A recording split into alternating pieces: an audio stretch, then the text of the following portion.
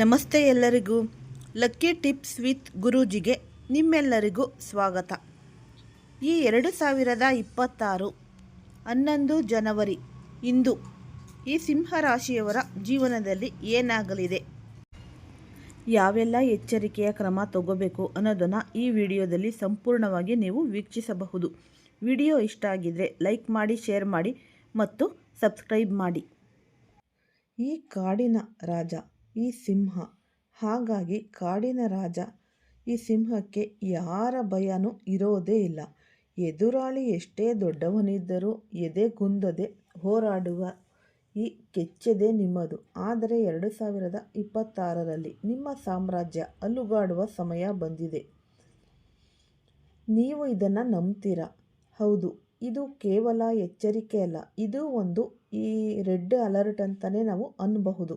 ಹಾಗಾಗಿ ಸಿಂಹರಾಶಿಯವರೇ, 2026ರಲ್ಲಿ ಶನಿ ಭಗವಾನರು ನಿಮ್ಮ ರಾಶಿಯಿಂದ 8ನೇ ಮನೆಗೆ ಕಾಲಿಡುತ್ತಿದ್ದಾರೆ. ಅಂದರೆ ಅಷ್ಟಮ ಶನಿ ಎನ್ನುತ್ತಾರೆ ಇದಕ್ಕೆ. ಅನೇಕ ಈ ಜ್ಯೋತಿಷಿಗಳು ಅಷ್ಟಮ ಶನಿ ಬಂದರೆ ಮುಗಿಯಿತು, ಕಷ್ಟಕಾಲ ಶುರು ಎಂದು ಹೆದರಿಸುತ್ತಾರೆ. ಆದರೆ ಇದು ರಾಜನಿಗೆ ಎದುರಾಗುವ ಒಂದು ಅಗ್ನಿ ಪರೀಕ್ಷೆ. ಈ ಬೆಂಕಿಯಲ್ಲಿ ಬೆಂದು ನೀವು ಈ ಬಂಗಾರವಾಗುತ್ತೀರೋ ಅಥವಾ ಬೂದಿಯಾಗುತ್ತೀರೋ ಅನ್ನೋದು ಮುಂದಿನ ಕೆಲವು ನಿಮಿಷಗಳಲ್ಲಿ ನಿರ್ಧಾರವಾಗುತ್ತೆ. ವಿಶೇಷವಾಗಿ ಈ ಫೆಬ್ರವರಿ 14ರಂದು ಪ್ರೇಮಿಗಳ ದಿನದಂದು ಅಲ್ಲ, ಬದಲಿಗೆ ಅಂದು ಗ್ರಹಗಳ ನಡುವೆ ನಡೆಯುವ ಒಂದು ಈ ರಹಸ್ಯ ಒಪ್ಪಂದ ನಿಮ್ಮ ಜೀವನವನ್ನೇ ಈ ಬುಡಮೇಲು ಮಾಡಬಹುದು. 2026ರಲ್ಲಿ ಬರುವ ದೊಡ್ಡ ಅಪಾಯವನ್ನು ನೀವು ಕಳೆದುಕೊಳ್ಳಬಹುದು, ಗ್ಯಾರಂಟಿ. ಈ ಶನಿ ಭಗವಾನರು ಹೇಗೆಲ್ಲ ಪರೀಕ್ಷಿಸುತ್ತಾರೆ ಮತ್ತು ಆದ್ದರಿಂದ ನೀವು ಹೇಗೆ ಹೊರಬರಬೇಕು ಎಂಬ ಈ ಸಂಪೂರ್ಣ ಮಾಹಿತಿ ನೀವು ನೋಡಬೇಕು, ನಿಮಗೂ ಕೂಡ ಲಭಿಸಬೇಕು ಅನ್ನೋದಾಗಿದೆ. ಈ ವಿಡಿಯೋವನ್ನು ಫಸ್ಟಿಂದ ಹಿಡಿದು ಕೊನೆ ತನಕ ಸ್ಕಿಪ್ ಮಾಡ್ದಲೇ ನೋಡಿದ್ರೆ ತುಂಬಾ ಉಪಯುಕ್ತವಾದ ಮಾಹಿತಿ ನಿಮಗೂ ಕೂಡ ಲಭಿಸುತ್ತೆ. ವಿಡಿಯೋ ಇಷ್ಟ ಆಗಿದ್ರೆ ಪುಟ್ಟದೊಂದು ಲೈಕ್ ಕೊಡೋದನ್ನು ಮರಿಬೇಡಿ. ಈ ರಾಶಿಯವರು ಯಾರೆಲ್ಲ ಇದ್ದೀರಾ ಅವ್ರಿಗೆ ಹೆಚ್ಚಾಗಿ ಈ ವಿಡಿಯೋವನ್ನು ಶೇರ್ ಮಾಡಿ.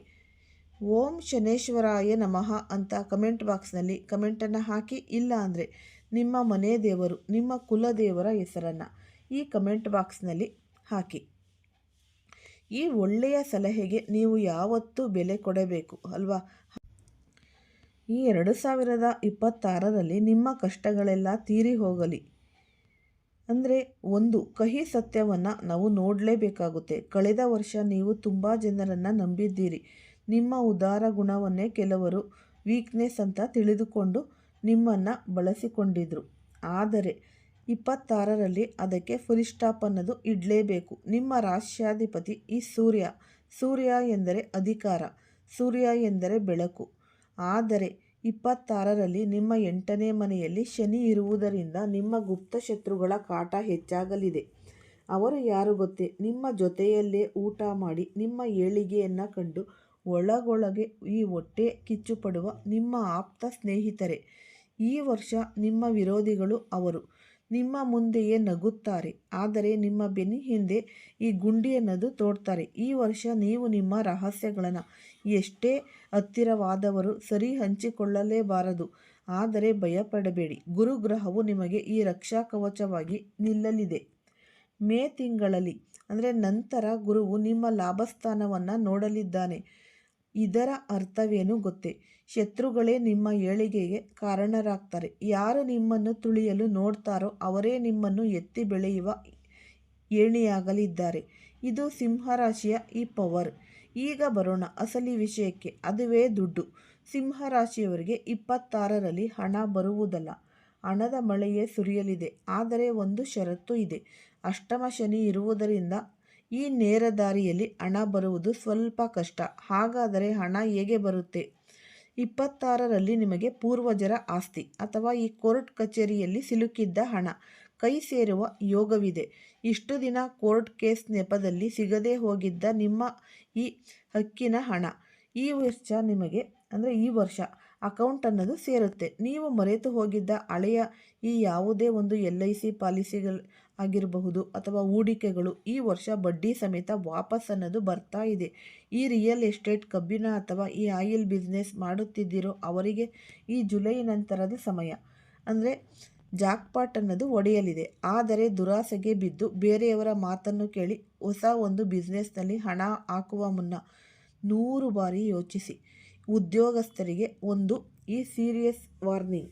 ನಿಮ್ಮ ಏನಾದರೂ ಒಂದು ಈ ಬಾಸ್ ಜೊತೆ ಅಥವಾ ಈ ಮೇಲಾಧಿಕಾರಿಗಳ ಜೊತೆ ಅಹಂಕಾರದ ಒಂದು ಮಾತುಗಳು ಬೇಡ.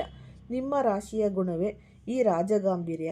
ಆದರೆ ಕೆಲಸದ ಜಾಗದಲ್ಲಿ ಈ ವರ್ಷ ನೀವು ಸ್ವಲ್ಪ ತಗ್ಗಿ ಬಗ್ಗಿ ನಡಿಬೇಕು. ಇಲ್ಲದಿದ್ದರೆ ನಿಮ್ಮ ಕೆಲಸಕ್ಕೆ ಕುತ್ತು ಬರುವ ಸಾಧ್ಯತೆ ಇದೆ. ಫೆಬ್ರವರಿಯಿಂದ ಏಪ್ರಿಲ್ವರೆಗೆ ನೀವು ತುಂಬ ತಾಳ್ಮೆಯಿಂದ ಇರಬೇಕು. ತಗ್ಗಿ ನಡೆದರೆ ಬೆಟ್ಟವನ್ನು ಏರಬಹುದು ಎಂಬ ಮಾತು ಈ 3 ತಿಂಗಳು ನಿಮಗೆ. ಈ ವೇದ ವಾಕ್ಯಗಳಲ್ಲಿ ಆಫೀಸ್ ರಾಜಕೀಯಕ್ಕೆ ಬಲಿಯಾಗಬೇಡಿ. ನೀವು ಕೆಲಸ ಬಿಡಬೇಕು ಎಂದು ನಿರ್ಧಾರ ಮಾಡಿದರೆ ದಯವಿಟ್ಟು ಆತುರ ಪಡಬೇಡಿ. ಆಗಸ್ಟ್ ತಿಂಗಳವರೆಗೆ ಕಾಯಿರಿ. ಆಗಸ್ಟ್ ನಂತರ ನಿಮಗೆ ರಾಜಯೋಗ ಕಾದಿದೆ. ಅಲ್ಲಿಯವರೆಗೂ ತಾಳ್ಮೆ ಇರಲಿ. ಆಗಸ್ಟ್ ನಂತರ ನಿಮಗೆ ಸಿಗುವ ಆಫರ್ ನೋಡಿ ನಿಮ್ಮನ್ನು ಹೀಯಾಳಿಸಿದವರೇ ಬಾಯಿ ಮೇಲೆ ಬೆರಳಿಟ್ಕೊಳ್ತಾರೆ. ಸಿಂಹ ರಾಶಿಯವರು ಪ್ರೀತಿಸಿದರೆ ಪ್ರಾಣವನ್ನೇ ಕೊಡುತ್ತಾರೆ. ಆದರೆ 26ರಲ್ಲಿ ನಿಮ್ಮ ಪ್ರೀತಿ ಪರೀಕ್ಷೆಗೆ ಒಳಪಡಿಸಲಿದೆ. 7ನೇ ಮನೆಯಲ್ಲಿ ಅಧಿಪತಿ ಶನಿ 8ನೇ ಮನೆಗೆ ಹೋಗಿರುವುದರಿಂದ ದಾಂಪತ್ಯದಲ್ಲಿ ಸಂಶಯದ ಬಿರುಗಾಳಿ ಬೀಸಬಹುದು. ಈ ಗಂಡ ಹೆಂಡತಿಯ ನಡುವೆ 3ನೇ ವ್ಯಕ್ತಿಯ ಪ್ರವೇಶವಾಗುವ ಸಾಧ್ಯತೆ ಇದೆ. ಅದು ನಿಮ್ಮ ಸ್ನೇಹಿತರಾಗಿರಬಹುದು ಅಥವಾ ಸಂಬಂಧಿತರಾಗಿರಬಹುದು. ಅವರು ನಿಮ್ಮಿಬ್ಬರ ನಡುವೆ ಬೆಂಕಿ ಹಚ್ಚಲು ಪ್ರಯತ್ನಿಸಬಹುದು. ನನ್ನ ಸಂಸಾರ ನನ್ನ ನಿರ್ಧಾರ ಎಂಬ ಪಾಲಿಸಿಯನ್ನು ನೀವು ಅಳವಡಿಸಿಕೊಳ್ಳಬೇಕು. ಹೊರಗಿನವರ ಮಾತು ಕೇಳಿ ಮನೆಯಲ್ಲಿ ಜಗಳ ಮಾಡಿಕೊಂಡರೆ ಕೋರ್ಟ್ ಮೆಟ್ಟಿಲು ಹತ್ತುವ ಪರಿಸ್ಥಿತಿ ಬರಬಹುದು. ಎಚ್ಚರ. ಶಾಂತವಾಗಿ ಕುಳಿತು ಮಾತನಾಡಿ. ಸಮಸ್ಯೆ ಬಗೆಹರಿಸಿಕೊಳ್ಳಿ. ಆದರೆ ಅವಿವಾಹಿತರಿಗೆ ಇಲ್ಲೊಂದು ಸಿಹಿ ಸುದ್ದಿ ಇದೆ. ನಿಮ್ಮ ಜಾತಕದಲ್ಲಿರುವ ದೋಷಗಳು ನಿವಾರಣೆಯಾಗಿ ವರ್ಷದ ಅಂತ್ಯದಲ್ಲಿ ಅಂದರೆ ಈ ನವೆಂಬರ್ ಅಥವಾ ಡಿಸೆಂಬರ್ ತಿಂಗಳಲ್ಲಿ ವಿವಾಹ ಯೋಗ ಕೂಡಿ ಬರಲಿದೆ ಮತ್ತು ನೀವು ಇಷ್ಟಪಟ್ಟ ವ್ಯಕ್ತಿಯ ಜೊತೆಯೇ ಆಗುವ ಸಾಧ್ಯತೆ ಇದೆ. ಮದುವೆ. ಆರಂಭದಲ್ಲಿ ಈ ಅಷ್ಟಮ ಶನಿಯ ಪ್ರಭಾವ ನಿಮ್ಮ ಆರೋಗ್ಯದ ಮೇಲೆ ಬೀಳಬಹುದು.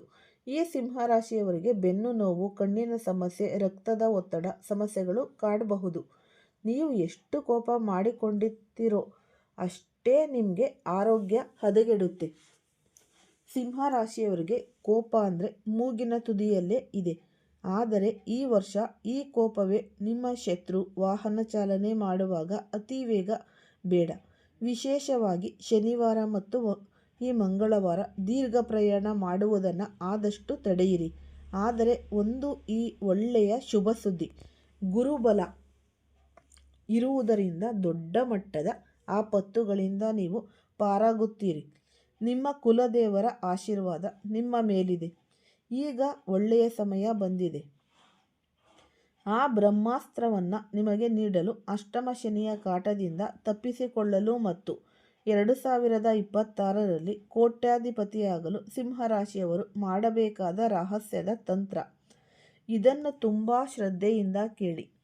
ಸಿಂಹರಾಶಿಯವರೇ, ಇದು ಬಹಳ ಶಕ್ತಿಶಾಲಿ ಪರಿಹಾರ. ಇದು 6ರ ಮೊದಲ ಶನಿವಾರದಂದು ಒಂದು ಹೊಸ ಕಪ್ಪು ಬಟ್ಟೆಯನ್ನು ತೆಗೆದುಕೊಳ್ಳಿ. ಅದರಲ್ಲಿ ಒಂದು ಏನಪ್ಪ ಅಂತ ಅಂದರೆ ಸಣ್ಣ ಈ ಕಬ್ಬಿಣ ತುಂಡುಗಳು ಮತ್ತು ಸ್ವಲ್ಪ ಕಪ್ಪು ಎಳ್ಳನ್ನು ಹಾಕಿ ಗಂಟು ಕಟ್ಟಿ ಇದನ್ನು ನಿಮ್ಮ ತಲೆಯ ಮೇಲೆ 8 ಬಾರಿ ನಿವಾಳಿಸಿ ಹರಿಯುವ ನೀರಿಗೆ ಬಿಡಿ. ಇದರಲ್ಲಿ ಸ್ವಲ್ಪ ಅರಿಶಿಣ ಮತ್ತು ಕುಂಕುಮನೂ ಹಾಕಿ ಮತ್ತು 1-2 ಅಕ್ಷತೆ ಹಾಕಿ ಸಂಕಲ್ಪ ಮಾಡಿಕೊಂಡು ಯಾರಿಗೂ ಕಾಣದಂತೆ ಅಶ್ವತ್ಥ ಮರದ ಬುಡದಲ್ಲಿ ಇಟ್ಟು ಬನ್ನಿ. ಇದನ್ನು ಮಾಡುವಾಗ ಯಾರೊಂದಿಗೂ ಮಾತನಾಡಬೇಡಿ ಮತ್ತು ಹಿಂದೆ ತಿರುಗಿ ನೋಡಬೇಡಿ. ಹೀಗೆ ಮಾಡುವುದರಿಂದ ನಿಮ್ಮ ಮೇಲೆ ಬಿದ್ದಿರುವ ದೃಷ್ಟಿದೋಷ, ಶತ್ರುಗಳ ಕಾಟ ಮತ್ತು ಆರ್ಥಿಕ ಅಡೆತಡೆಗಳು ಕ್ಷಣಾರ್ಧದಲ್ಲಿ ಮಾಯವಾಗುತ್ತೆ. ಇದನ್ನು ಮಾಡಿ ನೋಡಿ. ನಿಮಗೆ ಈ ರಿಸಲ್ಟ್ ಅನ್ನೋದು ಗೊತ್ತಾಗುತ್ತೆ. ನೀವೇ ಆಶ್ಚರ್ಯ ಪಡ್ತೀರ. ಇದರ ಜೊತೆಗೆ ಪ್ರತಿದಿನ ಬೆಳಗ್ಗೆ ಸ್ನಾನ ಮಾಡಿದ ನಂತರ ಸೂರ್ಯನಿಗೆ ನೀರು ಅರ್ಪಿಸುವುದನ್ನು ಮರೆಯಬೇಡಿ. ಓಂ ಸೂರ್ಯಾಯ ನಮಃ ಎಂಬ ಮಂತ್ರ ನಿಮ್ಮ ಕಷ್ಟಗಳನ್ನೆಲ್ಲ ಸುಟ್ಟು ಹಾಕುತ್ತೆ. ಸಿಂಹರಾಶಿಯವರೇ, ಈ ಒಂದು ಮಾತು ಕಾಡಿನಲ್ಲಿ ಎಷ್ಟೇ ಪ್ರಾಣಿಗಳಿದ್ದರೂ ರಾಜನಾಗುವುದು ಸಿಂಹ ಮಾತ್ರ. 26ರಲ್ಲಿ ಸಮಸ್ಯೆಗಳೇನು ಬರುತ್ತೆ ಹೋಗುತ್ತೆ. ಆದರೆ ನಿಮ್ಮ ಆತ್ಮವಿಶ್ವಾಸವನ್ನು ಕುಂದಿಸಲು ಯಾರಿಂದಲೂ ಸಾಧ್ಯವೇ ಇಲ್ಲ. ನೀವು ಬಿದ್ದಾಗ ನಗುವವರು ನೂರಾರು ಜನ ಇರಬಹುದು, ಆದರೆ ನೀವು ಎದ್ದು ನಿಂತಾಗ ಸೆಲ್ಯೂಟ್ ಹೊಡೆಯುವಂತೆ ಬೆಳೆಯಬೇಕು. ಅದೇ ನಿಜವಾದ ಸಿಂಹದ ಲಕ್ಷಣ. ಈ ವರ್ಷ ನೀವು ಸೋಲುವುದಿಲ್ಲ, ಕಲಿಯುತ್ತೀರಿ ಮತ್ತು ಆ ಕಲಿಕೆ ನಿಮ್ಮನ್ನು ಅರಮನೆಯ ಸಿಂಹಾಸನದ ಮೇಲೆ ಕೂರಿಸಲಿದೆ. ಸಿಂಹರಾಶಿಯವರೇ, ಈ ಒಂದು ಅಗ್ನಿ ಪರೀಕ್ಷೆಯಲ್ಲಿ ಗೆಲ್ಲಲು ನಿಮಗೆ ದೈವಬಲ ತುಂಬಾ ಮುಖ್ಯ. ನಿಮ್ಮ ಒಂದು ಕಷ್ಟ ಕಾಲದಲ್ಲಿ ಕೈ ಹಿಡಿಯುವ, ನೀವು ಅತಿಯಾಗಿ ನಂಬುವ ನಿಮ್ಮ ಇಷ್ಟ ದೇವರು ಯಾರು? ಒಂದು ಶಿವನಿರಬಹುದು, ಇಲ್ಲ ಈ ಮಂಜುನಾಥ ಸ್ವಾಮಿ, ಆಂಜನೇಯ ಸ್ವಾಮಿ, ಶನಿ ಭಗವಾನರೇ ಇರಬಹುದು, ಅಥವಾ ರಾಯರೇ ಇರಬಹುದು. ಆ ದೇವಸ್ಥಾನಕ್ಕೆ ಆದಷ್ಟು ನಿಮಗೆ ಯಾವಾಗ ಟೈಮ್ ಸಿಗುತ್ತೆ ಸಾಧ್ಯ ಮಾಡಿಕೊಂಡು ಈ ದೇವಾಲಯಗಳಿಗೆ ಆದಷ್ಟು ಭೇಟಿ ನೀಡಿ ದೇವರ ದರ್ಶನ ಮಾಡಿ. ನಂತರ ನೀವು ಓಂ ನಮಃ ಶಿವಾಯ ಅಥವಾ ಈ ಜೈ ಹನುಮಾನ್ ಅನ್ನೋ ಮಂತ್ರವನ್ನು ಆದಷ್ಟು ಯಾವಾಗಲೂ ಫ್ರೀ ಇದೆ ಅದನ್ನು ನೀವು ಹೇಳ್ತಾ ಹೋಗಿ ಬಾಯಲ್ಲಿ. ದೇವರ ನಾಮವೇ ನಮಗೆ ಕಾಪಾಡೋದು. 2026ರಲ್ಲಿ ನಿಮಗೆ ಈ ರಕ್ಷಾ ಕವಚದಂತೆ ಇದು ಕೆಲಸ ಮಾಡುತ್ತೆ. ಆದಷ್ಟು ಆಧ್ಯಾತ್ಮಿಕದ ಕಡೆ ಗಮನ ವಹಿಸಿ. ಈ ವಿಡಿಯೋ ಇಷ್ಟ ಆಗಿದೆ ಲೈಕ್ ಮಾಡಿ, ಶೇರ್ ಮಾಡಿ, ಸಬ್ಸ್ಕ್ರೈಬ್ ಮಾಡಿ. ಆದಷ್ಟು ಈ ಸಿಂಹರಾಶಿಯವರು ಯಾರೆಲ್ಲ ಇದ್ದೀರಾ ಅವ್ರಿಗೆ ಹೆಚ್ಚಾಗಿ ಶೇರ್ ಮಾಡಿ ವಿಡಿಯೋ. ಎಲ್ಲರಿಗೂ ಧನ್ಯವಾದಗಳು.